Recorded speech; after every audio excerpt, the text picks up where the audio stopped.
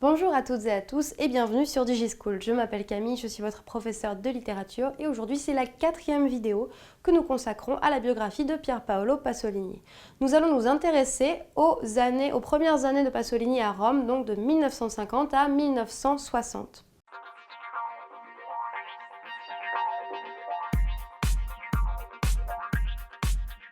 Début 1950, après la dénonciation pour outrage aux bonnes mœurs, Pasolini est contraint de quitter le Frioul et il décide d'emménager à Rome. Donc Rome, la ville où il avait brièvement commencé ses études d'histoire de l'art.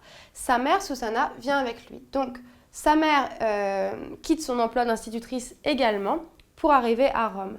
Lorsqu'ils arrivent à Rome, donc une ville finalement qui est très différente du milieu rural du Frioul, ils sont plutôt dépaysés et surtout ils n'ont pas d'emploi. Pasolini se retrouve vraiment sans occupation professionnelle et Susanna doit faire des ménages pour réussir à les faire vivre. Donc ce sont vraiment des temps troublés.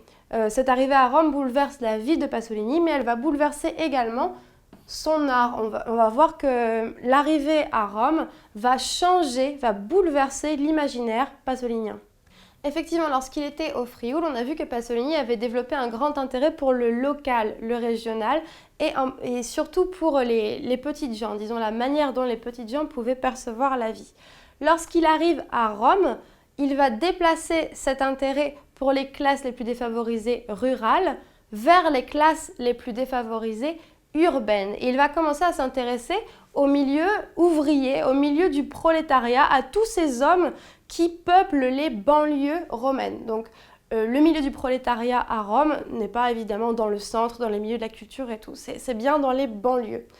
Donc il y a un grand intérêt pour ce paysage des banlieues urbaines qu'on retrouve dans le Di-Pro, évidemment vous y pensez. Et l'imaginaire pasolinien commence à être hanté par ces paysages de banlieue, les paysages de terrain vague, hérissés par les immeubles, par les tours.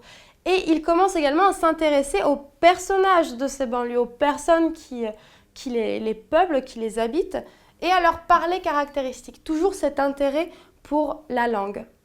Au-delà de l'intérêt pour le paysage de la banlieue urbaine, Pasolini s'intéresse donc aux personnages de cette banlieue urbaine et il hante les banlieues vraiment pour aller à la rencontre de ces hommes des banlieues. C'est là qu'il commence à penser à l'idée de faire du cinéma et c'est là qu'il commence aussi à penser à intégrer de véritables personnes, donc des personnes qu'il rencontre dans les banlieues romaines, dans ses films. C'est-à-dire qu'il va déjà refuser l'idée d'embaucher des acteurs pour tourner dans de futures productions auxquelles il commence à penser.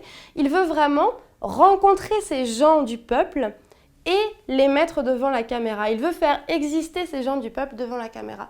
Alors, les rencontres importantes de ces années, donc des années 1950-1960, quelles sont-elles? Il y a les frères Citti en 1951, Sergio et Franco Citti, qui sont peintres en bâtiment. Lorsque Pasolini les rencontre, c'est vraiment une rencontre intellectuelle à travers les classes sociales. Parce que bon, Pasolini ne fait pas partie du prolétariat, même si lui s'intéresse aux jeunes hommes du prolétariat. Sergio Citti va donc collaborer avec lui sur de nombreux films et son frère Franco, que vous voyez ici sur la photo, va être un des acteurs fétiches de Pasolini, depuis Acatone jusqu'à Oedipo, évidemment, vous le reconnaissez. Ensuite, il y a la rencontre avec Ninetto Davoli en 1963, qui est également très importante, vous le reconnaissez de Oedipo également, et Ettore Garofalo, que vous allez retrouver dans Mamma Roma ou La Ricotta. En parallèle de cet intérêt pour le prolétariat et de cette vie dans les banlieues romaines à côtoyer le prolétariat, Pasolini va développer dans des milieux bien plus bourgeois de la ville tout un réseau culturel. Il va développer également sa poésie. Les années 1950 à 1960, c'est les années où il va commencer à être reconnu en tant qu'écrivain et en tant que poète dans les milieux culturels romains. Alors il va notamment collaborer à la revue Paragone de Roberto Longhi, qui avait été son professeur à l'université. Il va s'intéresser au poète Sandro Penna, qui est un poète italien, et il va être un des premiers à reconnaître la grandeur de Sandro Penna, vraiment, et à le considérer comme le plus important des poètes romains.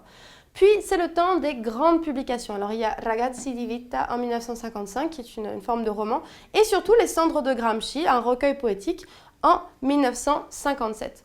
Pasolini est reconnu par la critique et il devient un personnage de plus en plus médiatisé, ce qui lui permet de s'ancrer dans un véritable réseau culturel romain. Il rencontre donc des personnalités culturelles très importantes de l'époque qui forment comme un contraste avec ces jeunes prolétaires qu'il fréquente en parallèle. Alors il va notamment se rapprocher de Laura Betti qui va être une figure très importante dans sa vie. Laura Betti, c'est une chanteuse et il va lui l'intégrer dans son art, l'intégrer dans son cinéma. C'est une relation amicale profonde, fondatrice, comparable à celle qu'il avait vécue avec Pina Calc et à celle qu'il vivra avec Maria Callas. Il rencontre également le couple de romanciers italiens très célèbres, Elsa Morante et Alberto Moravia, qui va avoir une grande importance dans la vie de Pasolini, notamment parce que c'est avec eux qu'il va entreprendre de longs voyages en Inde, en Afrique, etc. Ces années à Rome de 1950 à 1960 sont également celles d'une première approche du cinéma. Vous le savez, il faut que ce soit très clair pour vous. Avant d'être un cinéaste, Pasolini est bien un poète, un écrivain. Ce qui est important pour lui, c'est le langage, le parler et également l'écrit. Mais durant ces années à Rome, il commence à penser au cinéma. Alors ça se fait en plusieurs étapes. Premièrement, dès son arrivée, je vous l'ai dit, quand il n'avait pas d'emploi, il est figurant à Cinecittà. Ce sont des grands studios de tournage à Rome. Il y retournera à la fin de sa vie pour tourner Salo ou les 120 journées de Sodome. Après avoir été figurant, il va devenir scénariste. Il va notamment collaborer avec Mario Soldati pour un film qui s'appelle La fille du fleuve.